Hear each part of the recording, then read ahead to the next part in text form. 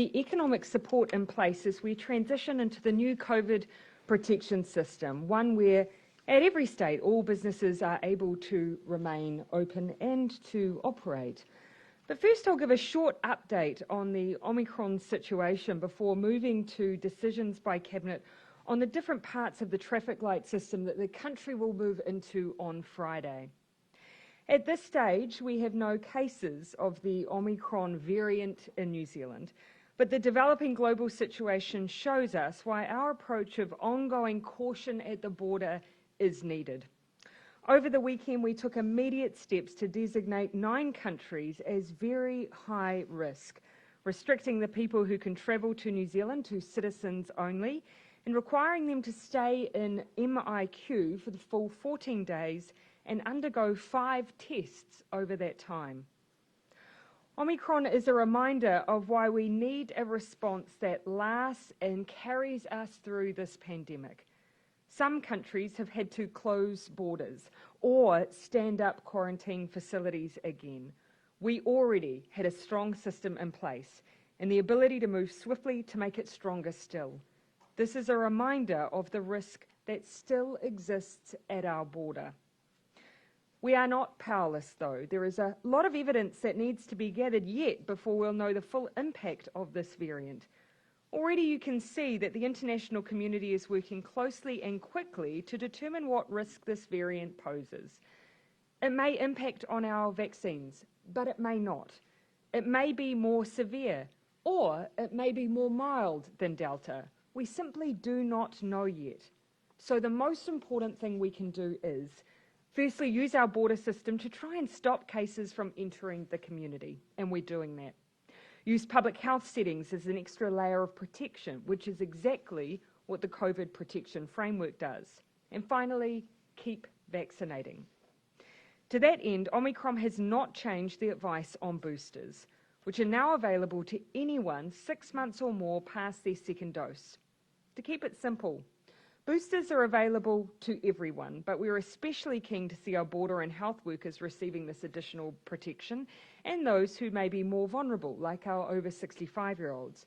I encourage you to book today or visit one of our many vaccination sites. Now to today's Cabinet decisions. This week we begin the transition into a new and safer way of operating, and we can do so with confidence. That's because we've come through the past 2 years of COVID in better shape than many other places in the world. We have had amongst the lowest case rates, hospitalisations and death rates in the OECD. Where many other places saw their life expectancy shortened, ours is amongst 3 where it has increased. As we head into the next phase, we do so with amongst the highest vaccination levels against COVID-19 too. The past 3 months have been hard though. The hardest perhaps we've faced in the pandemic so far, but the sacrifice of so many has had an enormous impact. We've avoided the exponential increase of cases that we saw in Sydney and Melbourne. We have dramatically increased vaccination rates, and we've done so with good spread across the country. But that does not mean it's time to lift all restrictions as some countries have. We want to implement a system that will serve us well and last the distance. The alert levels did that for 20 months. Now it's time for the COVID protection framework, or the traffic lights, to do the heavy lifting. This new system does not represent a considerable loosening of protections. What it does mean is using everything we have learned so far and the tools we know make a difference. It's careful and it's cautious, but it also gives greater certainty to businesses. So let's come then to where each district will move to as we kick off this new way of doing things. Vaccination rates are one of the key factors we considered when setting a region's colour in the new traffic light system. But we also considered the following: capacity of the health and disability system in a region, testing, contact tracing and case management capabilities, transmission of COVID-19 within the community, the number of cases in regions and how they're spreading, and the impact the virus might have on vulnerable populations. As we step into the framework for the first time, the way we use this criteria has been different to the way that we will apply it in the future. We have been cautious, and that's because we want to carefully transition without seeing cases take off. And so today, having weighed these factors up, I can confirm the following regions will move in at red this Friday. Northland, Auckland, Taupo and Rotorua Lakes districts, Kawerau, Whakatane and Oporaki districts, Gisborne district, Wairoa district, Rangitikei, Whanganui and Ruapehu districts. The rest of the North Island will move in at orange. The whole of the South Island will also move in at orange. These settings will be in place for the next 2 weeks.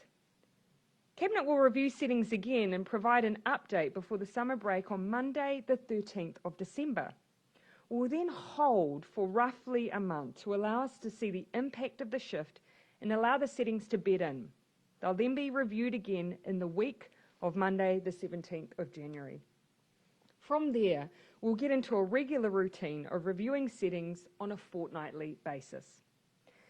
With this initial designation, a key consideration has been vaccination levels.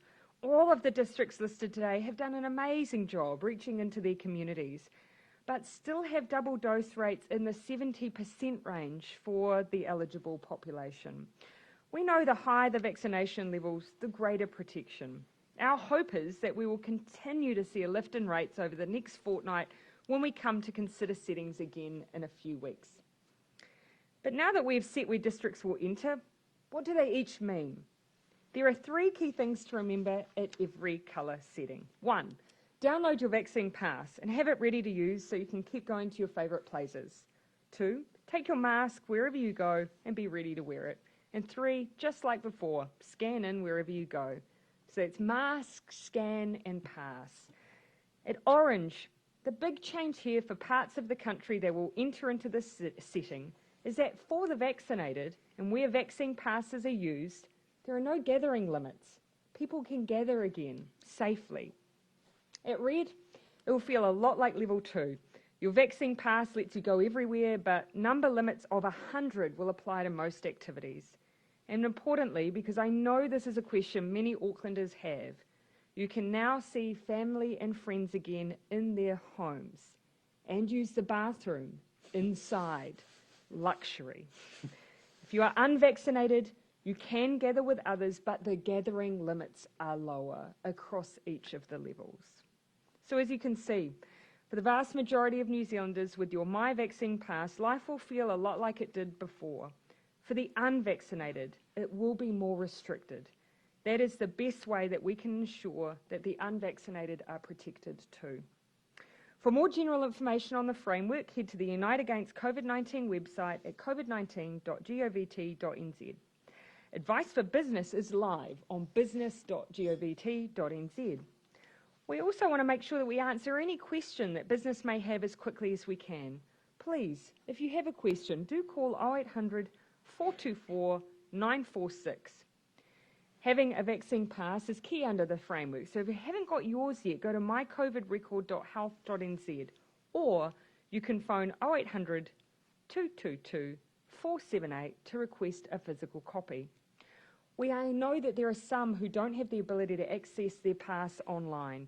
If you or anyone you know needs support, you can, as well as calling the 0800 number, also visit a pharmacy that is currently offering vaccines. These same pharmacies will be able to print out your COVID pass for you. Finally, as we enter this next phase in our response to COVID, I want to say thank you. Every New Zealander has played a part in our world-leading response. A year and a half ago, as we moved out of our first lockdown, I liken that point in our COVID journey as being halfway down Everest, knowing we had to keep moving safely through a perilous descent. And it has been perilous. After a sustained period of being open, the Delta variant finally arrived. No country it has entered has been able to get rid of it so far, and it now accounts for 99.7% of all cases worldwide. And so while it hasn't been possible to eliminate Delta this time, New Zealand did something truly remarkable in managing to keep Delta suppressed while we got our population vaccinated, getting 2.2 million people vaccinated in just the past 100 days. There are 160,889 Kiwis now due for a second dose. If everyone got it this week, we would be at 89.3% fully vaccinated. That would be remarkable and such a gift to the team of 5 million. And so finally, as we enter the next phase, the same thing that was important 2 years ago remains so still. Please be kind. Be kind to yourself. It's been a hard and stressful year. Be kind to each other. Everyone, and I mean everyone, is doing their best. There will be challenges ahead. We'll continue to see cases and in places we haven't so far. But we will get through, just like we did last time, and just like we will this time, together. Look, I will now hand over to Minister Robertson, who will make announcements relating to economic support during this next phase. Thank you, Prime Minister. Ngā mihi nui ki koutou katoa. Firstly, I want to acknowledge that this outbreak has been hard on businesses and workers around the country, and in particular in Auckland, Waikato and Northland. Operating with the restrictions in place under the alert level system has been tough, but those restrictions have helped keep the outbreak under control, and I want to thank everyone for their support in this. The government has provided more than $6 billion of support to businesses since the 17th of August through the wage subsidy and resurgent support payments. As we move into the new traffic light system, almost all businesses will now be able to operate, but the government is aware that some support may still be needed as we transition into that framework. That's why Cabinet has agreed to a new transition payment for affected businesses, which will be mostly those in Auckland, Waikato and Northland. The one-off transition payment will be activated through the resurgence support payment system using the same criteria and will be available from December the 10th. The period to assess affected revenue will be between the 3rd of October and the 9th of November 2021. This covers a period when Northland, Auckland and Waikato were all on alert level 3 at various points. The payment is at a higher per business rate than the current RSP, which will be $4,000, plus $400 per FTE, up to a maximum of 50 FTEs, and therefore a maximum payment of $24,000. The Treasury has estimated that the likely total cost of this payment will be between $350 and $490 million. As I said last month when we announced the framework, we are moving away from the broad-based economic supports such as the wage subsidy scheme and the resurgent support payment that have been provided under the alert level system. This is because at all levels of the new framework, most businesses will be able to operate. It is worth noting that this transition payment is in addition to the final wage subsidy and resurgent support payments, which opened for application on Friday. These will continue to be open for application and will still pay out even though we are moving to the new framework and even though a small amount of the period for the revenue drop for them will be under the new framework. As we move through the transition period, we will monitor any economic impacts that the system is having on businesses, and I'll report back to Cabinet in early 2022 on this and make recommendations for any further support as is necessary. To be clear about this, if it is deemed that there is further necessary targeted support, it would only be available under the red setting of the new system. As we indicated in October, under orange and green, we will not be providing the widespread economic supports that we have in the past. That is beyond the leave support scheme and the short-term absence payment. On those, I can confirm that they will be available to support those who need to self-isolate, including when waiting for test results, as they do now at every level of the new framework. We are refining the system for these payments, including moving to a weekly basis for calculation, reflecting the new isolation periods. Before the end of the year, we will also confirm the support that will be available in the event of any localised lockdowns. As we assess the impact of the framework, we remain aware that there are particular sectors that continue to be impacted by COVID-19. It's worth noting that the Small Business Cash Flow Loan Scheme remains in operation, and we are looking again at whether it needs to be tweaked to provide appropriate support going forward. In terms of other support, the $60 million package for business advice and mental health support to help Auckland businesses through this transition period that we announced late last month is being rolled out. And as we have previously stated, if the business advice elements of this package are oversubscribed, we will look to expand it to meet demand. Finally, I want to note that the Activate Tamaki Makaurau website was launched on November 17th, providing information and links to business supports. We have been in discussion with Auckland businesses and their representatives and the Auckland Council about this program, and we will have more to say later in the week about how we can support it. Back to you, Prime Minister. Thank you, Deputy Prime Minister. I'll now just ask Dr. Bloomfield to join us on the podium for any questions. Jenna. Prime Minister, what hope do red regions have of spending their summer in orange? The first thing I would point out is that for those districts who are moving into red, it will feel very similar to what they're experiencing now, with the addition of vaccine passes. So very similar levels of protections, but the addition of vaccine passes to, again, give us that extra tool to make sure that we're protecting people now that we have vaccinations in place. We are reviewing in 2 weeks' time, and we will do that in an open-minded way, looking again at whether or not we've seen a lift in vaccination rates, alongside considering all of those other health factors. The regions that you have in red at the moment include Gisborne and Northland, the home of the festivals. So did you basically just kill Brisbane and Vines? Ultimately, those decisions will be for those festivals. We recognise that we have set in place settings for the next 2 weeks.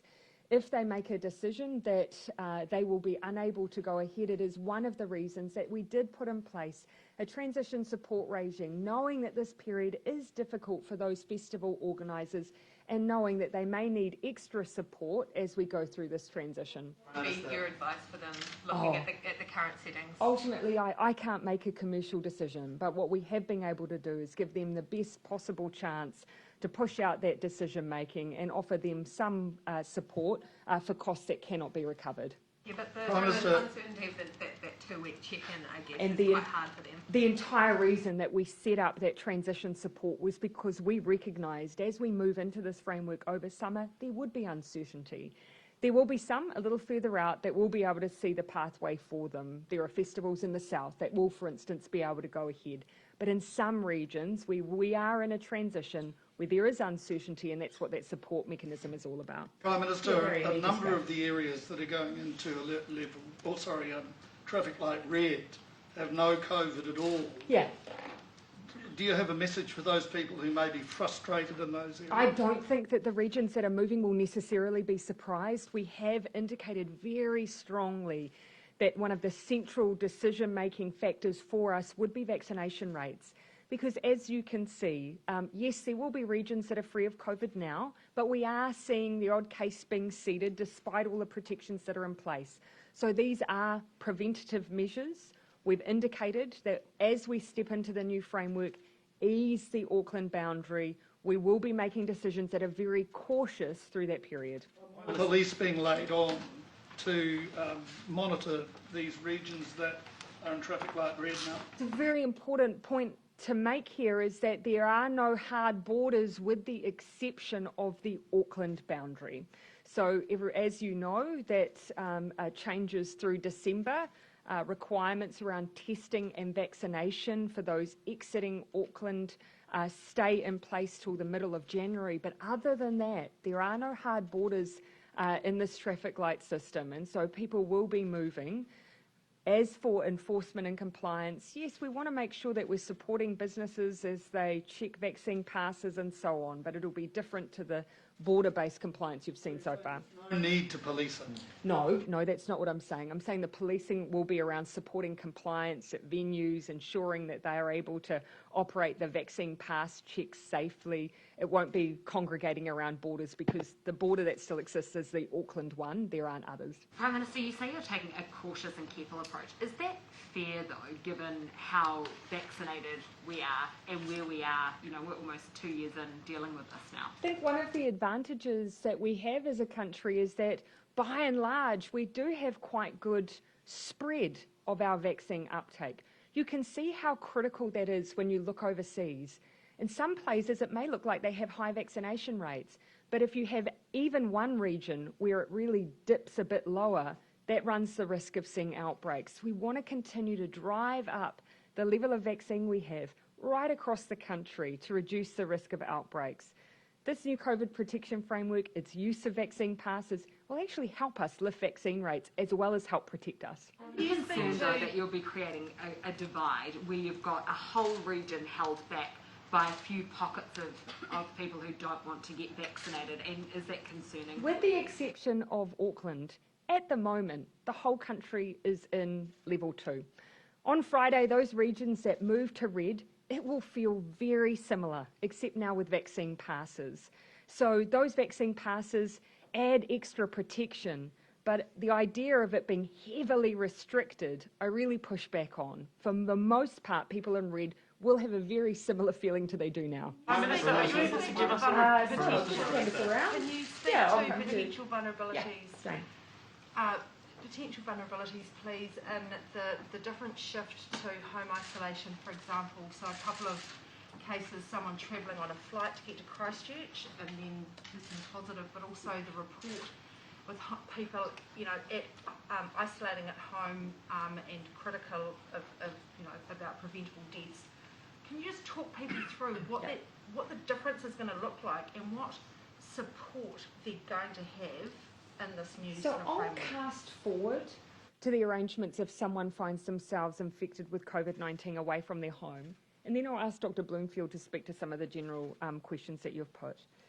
And so for the most part, even if someone is found to have COVID-19 away from their usual place of residence, for the most part, people will have a place that they can isolate. Regardless, a public health unit will talk with that individual and work through whether or not they can continue to isolate in the place that they are currently resident in at that time. If they need extra supports to isolate somewhere else, a public health unit is able to work that through with them. Dr. Bloomfield? So two things to add to that. The first is you referred to the case we've got in Christchurch where this was actually a whānau that had finished their 7 days in managed isolation and were completing the self-isolation at home, and on day 9 one of them returned a positive test. Remember, for all domestic travel in the country, air travel, there are already a number of precautions in place, including mask use, and of course from mid-December, the requirement for everybody to be fully vaccinated or have been tested. So there's a high level of protection for people on those flights anyway, so we're not worried about it, a high risk there from people moving around. The second is, what can people expect when they're being looked after in or self-isolating at home? And yes, you referred to the report that's been released today, and just to add to the apology that's already been made, that actually, and to reiterate that, and what it's shown is ways that we can improve the system, and that has already happened. But secondly, the report, which was very good, refers to the fact that our information systems across different parts of the health system do not link up. Now, I've worked 30 years in the health system, and that's been a holy grail to make that happening. And one of the things that is happening to support managed isolation in a home setting or isolation at home is that these information systems are being linked up across primary care, hospital, health line, and so on, so that whoever is doing the check-in with people has access to all the relevant information, and that's a huge improvement on the system. Do you think people are ready for a much more light touch, I suppose, from public health, as there are more cases out there, people isolating at home without that direct contact? Do you think people are aware of that and are ready for that, along with more COVID cases actually in the community, yes, and potentially people travelling around while positive? So let me be clear, there will still be regular contact from either Healthline or from Public Health. Likewise, as is happening now where we're seeing cases in the regions outside of Auckland, there is very active follow-up, contact tracing, isolation and support of them. But it's quite different from Jane, just on the idea of people moving around whilst positive, before they exit MIQ, they have to return a negative test. So that, I think, is really critical to point out, that on exit people are returning negative tests. Community cases, you said that, for example, if someone was positive away from home, there'd be a discussion. But when I say a discussion, that does not mean that someone's going to take a flight to go back to their home. Of course not. But if someone is isolating in a place which is not fit for purpose, then there would be a discussion around whether or not they can safely relocate to another place without exposing others. I would disagree about the idea of light touch. We are still maintaining a minimise and protect. We don't have a tolerance of COVID in our community. It is why we still are isolating close contacts. It's why we're still having household contacts remain at home. It's why we're still cautious at our border. We are maintaining some of those core fundamental tools that will reduce people's potential exposure to COVID-19. Can I get a quick follow on that? Dr. Bloomfield, 2 weeks ago you said that the home isolation program was, quote, working well. Why did you tell the public that when a review into 2 deaths paints a very worrying picture about poor and delayed clinical oversight.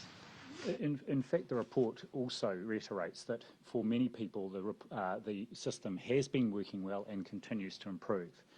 The reason the review was done was because there had been these two deaths of people who were isolating at home alone. This is very appropriate. We do this in hospitals. For every death in hospital, there's a review to see what can be learnt, what improvements can be made. In this case, it was identified that there were slip-ups in the system and things that could have been done better, and that the deaths were potentially preventable. Improvements have been made so that the system is working even better for people. Slip-up, wouldn't you say? Preventable deaths, potentially. As I said, the report found that the deaths were potentially preventable, and the point of doing the review was to find out exactly where were the areas that needed to be strengthened and improved, and those improvements have been put in place. Sorry, I'll come Luke, then Jason, then Henry. Prime Minister, when you announced a couple of weeks ago that today we'll be learning about the new settings, Yep. You said you would outline some of the conditions around when parts of the country could go into green. I was hoping you'd give us some details. Yeah, and so look, we obviously we've said that through this transition period, we don't have an expectation that parts of the country will be in green. And that's because we are in a stage where we're seeing over a period, cautiously, a change in the way that the Auckland boundary will work, a shift into the new framework, and some changes to our other settings. So we want to step through that cautiously. In the same way that previously when we've had changes, we've made sure that we have public health settings in the rest of the country that act preventatively, that in case we have cases there, we're in the best possible position to manage them.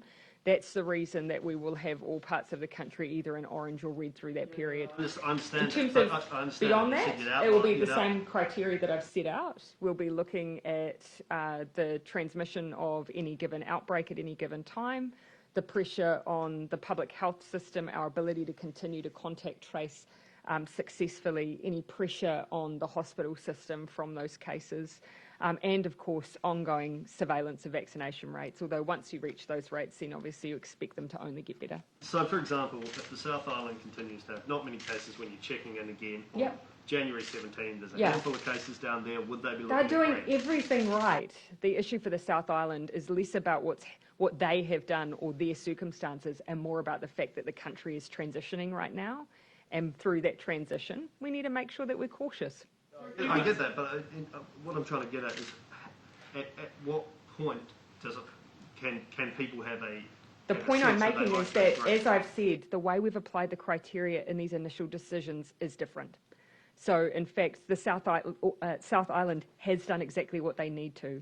It's more the fact that we're transitioning into the new framework that is the region that they are in orange, and over time we would likely see that change. I think I said Jason and then Henry, didn't I? To be quite clear, are you telling New Zealand that there's going to be no one in green before the New Year's? Yeah, we're saying over the summer period through this transition, because keep in mind the Auckland boundary only lifts in the middle of December. So we do expect that the country will either be in orange or red settings through that period. Can you explain the Cabinet's rationale in terms of what might happen for a region to go the other way, for example, to go from orange back to red? Is that something that can happen, and what would need to happen for... Yes, I mean, I don't see that in the next 2 weeks that would be likely, because of course vaccination rates won't go backwards. But the thing that would be a factor for us is if we saw, for instance, an outbreak that was growing at a rate that looked like it may potentially put pressure on contact tracing on our hospital or healthcare system and so on. And also finally, on the Waikato, that's from the graph that you've sent out, that is in the orange setting, or it will be. There are still confirmed cases within the community in that region. Could you explain your rationale? Correct. But actually what this framework does at Orange is put greater protections in place by using vaccine passes. So it's actually a greater level of protection than necessarily what you are seeing now. And they have been operating at quite some time, keeping in check an outbreak that continues to be linked. It just happens to have a long tail. Equally, you can see that the vaccination rates are really solid in that region as well. I said that I would come to Henry. You mentioned the 70s for double vaccination rates for 12 plus. You're talking about those. For many of those districts, that's right. Roanoke is the highest, 78 double doses. Are you saying that basically if they reach 80, it's probably orange, given there's no cases there, if things can remain stable as they are? And also, some South Island areas are below that. Westland is below that. So Yeah. is it a distance that gives them the... So two things there. Firstly, whilst vaccination has been a significant factor, but not the only one. And what I would say about the South Island is, yes, there are pockets of the South Island in some districts that have had slightly lower rates, keeping in mind that my recollection is for the West Coast are some 500 doses shy of hitting some of their targets for first doses. So their population base, obviously being smaller, has an impact there. But the other factor to keep in mind is that for the movement across the country, we have the ability to check every single person is either double vaccinated or tested before they're going into the South Island. So we've factored that in as well. In the 70s range, basically, as I've said, that is. As I've said, it's one of the factors, and it has been a significant one for this first decision. It won't be the only one as we go into the after that next 2 weeks. But for those parts of the country that do want to see a setting change before before Christmas, then I would encourage everyone to work really hard on vaccination rates. How concerned are you? Jenna and then Jessica, and then I'll come back over here. How concerned are you if Omicron does get into New Zealand, and what further restrictions would you And what further restrictions would you like to see in place to stop that from happening? Well, I think the first thing to say is we're doing what we've done right through the pandemic, and that is try to keep the virus out as much as possible to give us time to learn more. And WHO put out an update today, which I could characterise as saying we don't really know much about this virus. But the important thing is, and as the PM mentioned earlier on, that by far the dominant circulating variant globally, and certainly our outbreak here in New Zealand, is Delta. And we know that the vaccine, our current vaccine, is highly effective against that. So what we're looking at first is just whether there's anything else we should be doing at the border to help reduce the likelihood we get Omicron across the border in the near term.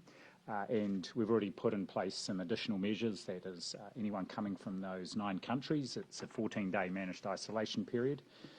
Anyone who has left managed isolation and is in the community who may have come from those countries, we are contacting right at the moment, and they will be doing a further 7 rather than 3 days in the community with a day 12 test. So it's really just looking to keep it out while we learn more about it, including its transmissibility, the impact it has on severity of disease, and also quite rapidly we should know within a week or two from lab studies the effect of the vaccine on this strain. What are some of those other things that you're looking at doing around the border? Oh, just to see whether there is anything else we would do at the border routinely, given that we're already seeing a growing number of countries where the Omicron variant has been found, including Australia, as you're aware, whether there's any change to the current length of stay and the testing regime. At this stage, we're not advising anything in particular, but we'll keep that under advisement. Jessica? Are you aware of concerns from home care workers and support workers who are being supplied food-grade gloves to use as PPE? No, I'm not aware of that, and I'd be surprised because we have an incredibly good supply of gloves here in our PPE stores, so I'm happy to follow that up and see if that's an issue. There's absolutely no shortage of medical-grade gloves. The PPE supply is all good? That's my understanding, yes, we have a very good supply of gloves. And Prime Minister, with the flights for Omicron, the WHO is recommending that we shouldn't be cancelling flights because it's a blunt tool. Do you stand by our cancellation of flights to the lower part of it? We've been totally consistent all the way through this pandemic. We have always used our borders as a means of protection, and we will continue to do so. The World Health Organization has consistently taken a different view, but we've found that the ability to use quarantine at our borders, as we have in place now, is proving vital for COVID management, particularly as we see this new variant emerge. Okay, so, yes, sorry, in the front. Did the emergence of Omicron influence any of the decisions you made around the traffic light system? No, because actually, as we've consistently said, in many ways it adds a greater level of protection through the use of vaccine passes. So yes, the alert level system has served us really well, but now we want to continue to use the tools we have and the vaccine pass in addition to that. The commentary I've seen from scientists in particular has been that whilst we are undertaking work to better understand the impact of Omicron, the things that are fundamental are things like mask use, contact tracing, isolation of cases, all the things that we have been doing to date and will continue to do under this framework. And some countries are cancelling travellers more broadly than from Southern Africa. Is that something that you're considering at this point? In many cases, that will be countries that won't necessarily have the kinds of protections we have. We put people through a managed isolation system and we test them rigorously while they're there. So that won't be something that operates in all countries, and so the quickest thing for many of them would be to simply close down the borders.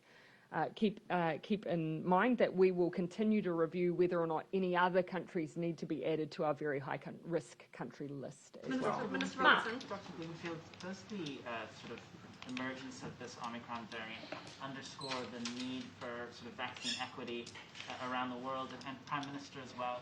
Are you disappointed to see the TRIPS waiver process still being held up by developed countries in Europe and the UK? On your first question, yes, it's very important that as part of the global pandemic response, that countries that can afford to support vaccine availability in low-income countries, and that's certainly been a key part of our advice to government about donations, and it's been, and we've also provided, of course, direct support to a number of Pacific countries, not just with vaccines, but direct support to help with the vaccination programs. It does reiterate this because the best way to prevent the development or the emergence of these variants is to reduce the amount of infection there is globally. So it reiterates the point. On the 12th ministerial meeting in Geneva, yes, a shame to see that cancelled, but you can also understand the circumstances under which it has been. I think that the world has two challenges that we must meet. Firstly, equitable vaccine distribution, absolutely. But at the same time, support for the distribution in country and support in whatever way we can to overcome hesitancy. In some cases, countries have had limited access, and others have had access, but the ability to distribute and then have the receipt of those vaccines welcomed has been challenging. Now, we won't have all the answers there. You have to have a good understanding of a population to know what the answer is there, but I do think that is one of the challenges. It's been 6 months since both the US and New Zealand came out in favour of that TRIPS waiver process for the vaccine. Has the government, and have you been pushing the holdouts in the EU to come around on this issue? Our particular focus for us actually in the past few months has been ensuring the smooth movement at the border of vaccinations as they stand while we're being APEC chair. So making sure that we remove tariffs on and any restrictions that may exist on vaccines and vaccine consumables. And we've done that successfully, at the same time supporting the wider work of TRIPS. The next challenge as well will be making sure that we have wide access to antivirals. Because in those countries, perhaps where they see hesitancy, they may see greater uptake of treatment, and we need to ensure that is equitable as well. Question, So I might just cover, if I can, just go to those who haven't had a question yet. Minister Michael, Robertson has down the got a back end question. here. Yeah. Sorry, who hasn't? Oh, Minister Robertson. I've got lots of questions. Yeah. Sorry, I had. What did I say? Forgive me. John, Michael, yeah, and then in the front, yeah. Prime Minister, in Auckland, the fatal shooting today in Gleneden, have you spoken to police about this, and are you concerned that police have lost control of law enforcement in Auckland? No, I do not hold that latter concern. I have not had a chance to be briefed on the incident in Auckland yet as a result of cabinet meetings throughout the afternoon, but I do intend to touch base with the police minister. Concerned about the spate of recent shootings, particularly in parts of West Auckland? South Look, Auckland? what I would say is that, of course, we have taken direct action to try and reduce down the access and nature of firearms that are being accessed in the wider community. So you'll see that we've moved on licensing, we've removed those weapons that are military style and for the most part, when in the hands of the criminal fraternity, are designed to cause, mass devastation. We have taken action on firearms. We will continue to do so. The efforts of police have also been very focused on the seizure of both firearms and criminal assets through a number of operations that have been very successful. And we will continue to support them to do that work. Yes, sorry, I said Michael, and then I come down the back and then. In Auckland specifically, what things are you looking for to move the city to the orange setting, and do you see that happening at all? Because you'll see very solid rates of vaccination in Auckland. They've done an incredible job. For them, it turns more to outbreak and just the ongoing outbreak management. So that's what we'll be looking to. Certain case numbers or... Yeah, just whether or not we have seen what has been described to me by modellers as at least a plateauing, which is really positive. I think we'd really want to see that really bed in. Perhaps, Dr. Bloomfield, you might like to comment on what we're seeing in the outbreak in Auckland. Yes, just to add to that, we have certainly seen that plateauing of cases and hospitalisations, which is good. And it will be interesting to see over this next couple of weeks as Auckland moves into the red setting, which of course does, compared with the current setting, opens more things up, including hospitality, but with the use of vaccine passes. So we've seen this plateauing in the situation where Auckland moved from level 3.1 to 3.2. So it's a good sign, and it really does reflect the high vaccination rates, and we'll be looking to see that plateauing continue and hopefully a decline in cases, and that would be a good signal the outbreak's well under control. Do you expect that to happen with the move to the red settings, that the cases will continue to plateau and decline, or what is your modelling show? Well, sense has been that anything thus far hasn't contributed to. That's right. So the modelling now, well, it's hard to predict exactly what will happen, but again, the key influence that's happening here is those high vaccination rates, and those are still going up, not down day by day. And of course, from today, we've started the booster program as well, so that brings in especially those healthcare staff, border staff, who among the first people vaccinated were those in Auckland, so they can now get that booster just to really get that increase in immunity for those individuals. I'm going to come here, and then I'm going to come to questions from Minister Robertson. Thank you. Thank you, Prime Minister. Question for you and Dr. Bloomfield. Yes. So just on the home isolation deaths, the review of those deaths, are you now confident there won't be any more potentially preventable deaths, and that the failings in the review, IT issues, overloaded systems, etc., have all been fixed and they're not going to happen again? So the work on the information systems is continuing. The processes for handover between agencies are much stronger. At the moment, there are really good workarounds while the information systems are being linked up. Our intention is, of course, to prevent avoidable deaths in the community, indeed in any healthcare setting. I'm confident the system is much stronger, and one of the recommendations that is being implemented, of course, is to put a clinical governance group across the top of that whole system, and that will be doing ongoing reviews just to check and see if there are any signals that might suggest the system isn't working as well as it could. So that's part of the ongoing quality improvement. The Delta outbreak was traced back to an MIQ leak. Wow. We still don't know. Well, we still don't know. We still don't know. It's one of the options. Can you assure the public that Omicron won't sneak through in the same way? The first thing I'd say is that actually we explored every possible avenue. You'll recall there was one poor MIQ worker who was tested in every possible way to establish if they were the route out of MIQ, and it was never established. Of course, you'll recall that we've had, I think it's somewhere in the order of now 190,000 people who have come through our managed isolation facilities. It has operated very successfully for us, and we will continue to use those very stringent settings to prevent cases from entering our community.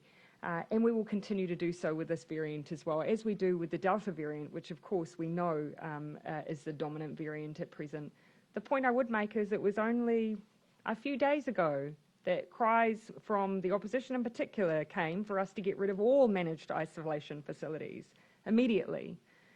I stand by our decision not to do that. I stand by all of the decisions we've made through this pandemic. We've always been cautious, we've always focused on evidence, and we've always tried to create settings that will help us navigate the entirety of this pandemic, not just a political cycle. Minister Robertson, would you? Really? Oh, you're just... Wearing your sports hat, please, Minister. How disappointing is it that 4 days out from their first ever game, the Wellington Phoenix women's side still don't have a sponsor? Oh, look, I would encourage any corporate interested in supporting a team that is playing in a Trans-Tasman competition, will be paying a high level of football to get in behind that team. We have historically seen corporates reluctant to sponsor major women's sports teams, but all over the world, audiences for women's sport are increasing. And here in New Zealand, it's a big part of our strategy. So I would certainly encourage that. I know the Phoenix organisation have been working hard, and they'll make sure that the team is well supported while they're looking for a sponsor. That lack of sponsorship talks to kind of systemic sexism within women's sport? Oh, women's sport has struggled for visibility and to be properly valued, and it's the reason why, when I became the Minister of Sport, we put it as our #1 priority, and we have lifted the visibility. We've invested significantly in coaching, high-performance sport, community sport as well. And again, I say, get on board if you're a corporate sponsor out there. This is a team that's going to be high-profile, and there's great opportunity there. Women's sponsor, maybe. Let's see what else is out there. We're supporting quite a few competitions at present. Bennett. Mr. Robertson, could you tell us what is the situation for businesses that choose not to enter the traffic light system and are affected because they don't have customers because they're not allowed to? Will they also get the support payment? So the transition support payment relates to a revenue period before the framework comes into operation. So where the transition payment looks backwards to whether or not your revenue was affected when vaccine certificates, vaccine passes weren't part. Looking forward from here, I've expressed my view that if we're using a revenue drop basis for support, and that revenue drop is caused by the fact that you have chosen not to use a certificate regime, then it's my view that those kinds of economic supports shouldn't be available. As it happens, we're not proposing those at this time, but that certainly remains my view. And of the money that was paid to businesses last year and this year, those businesses, non-financial businesses, have increased their cash transaction accounts by $20 billion over the time the government gave them $14 billion. Will you be looking to claw that $14 billion back and the $490 million today? No, and that's because we didn't go into this with that basis. The people who signed up for these schemes didn't sign it up with a clawback provision within it. I think we discussed this very matter on the 22nd of October, and the small businesses have not had that kind of return. It's mainly been the very large ones that have. These supports that we've had throughout this period of this outbreak have largely been targeted towards small businesses. The resurgence support payment and this transition payment are capped at that 50 FTE level.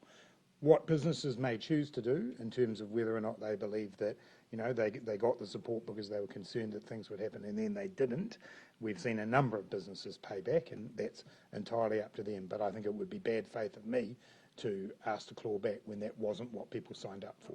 Why is it fair to claw back from beneficiaries, but it's not fair to claw back from businesses? Well, when businesses are overpaid for something in any description, they will be asked for the money back. This is not a case of overpayment. It's simply a case of the way the scheme was set up. I'd also say that a big chunk of this money has gone through and supported people to stay and work and keep their jobs. The money has actually gone to workers, some of them low-income workers, to make sure they're in work. And we stand here today with a 3.4% unemployment rate.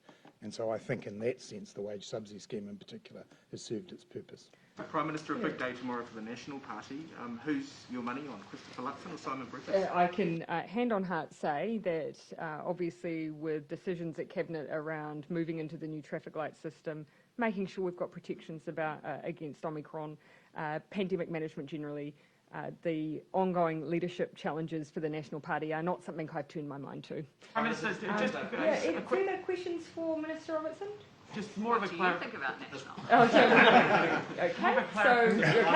we'll come to yes, yeah, and then Is there a possibility? And then we might wrap. Is there a possibility that Auckland moves into orange on that December update, and then there's an orange person saying, or is it your intention to keep Auckland orange until Jan? Yeah, those are decisions that we haven't predetermined. We've been very clear about what we expect around green, but beyond what we expect around wanting to lift vaccination levels beyond that, Cabinet will make a decision in good faith in 2 weeks' time.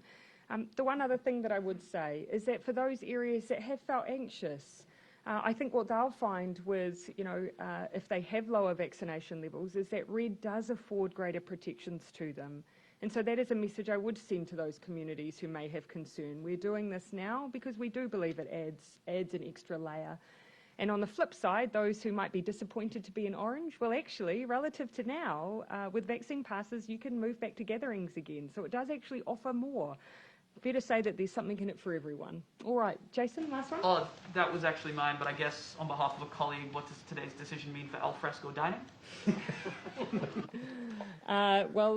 The ability for alfresco dining, which I know some in this room will be very pleased to hear, you can continue with alfresco dining, but from Friday, for Aucklanders, they will also be able to dine indoors and also use an indoor lavatory, which I know will be a welcome change. We better go, Prime Minister, we're on a deadline.